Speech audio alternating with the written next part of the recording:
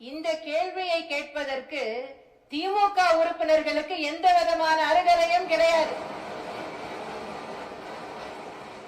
திமுக ஆட்சியில் இருந்த போதுதான், திரு கருணாநிதி முதலமைச்சராக இருந்த போதுதான் கச்சத்தீவு இலங்கைக்கு தாரை வார்க்கப்பட்டது.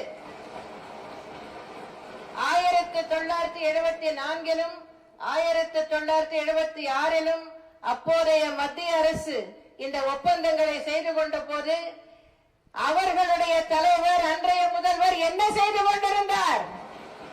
அதை தடுப்பதற்கு ஏதாவது நடவடிக்கை எடுத்தாரா?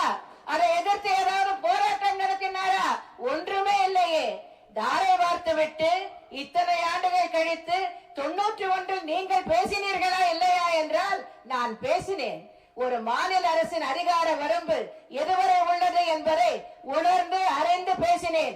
மத்திய அரசு மூலமாக நான் அதற்கான நடவடிக்கைகளை எடுப்பேன் என்று பேசியிருக்கிறேனே தவிர நான் ஒரு படையை திரட்டிக் கொண்டு கச்சத்தீவை மீட்பேன் என்று பைத்தியகாரத்தனமாக பேசவில்லை.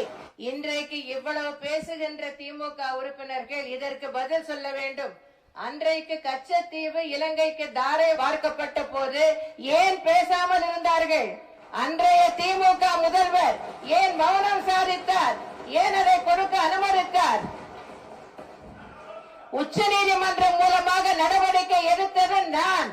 2008 மத்திய அரசை அணுகி எந்த பயனும் இல்லை என்று தெரிந்த பிறகு நான் தனிப்பட்ட முறையில் அனைத்து இந்திய அண்ணா திராவிட முன்னேற்ற கழகத்தின் பொதுச் செயலாளர் என்ற முறையில் உச்ச நீதிமன்றத்தில் வழக்கு தொடர்ந்தேன்.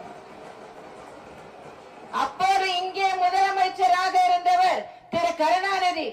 கச்சத்தீவை பற்றி இவருக்கு என்ன தெரியும்?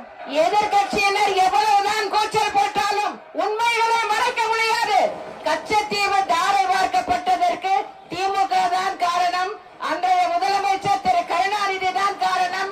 இன்று மீனவ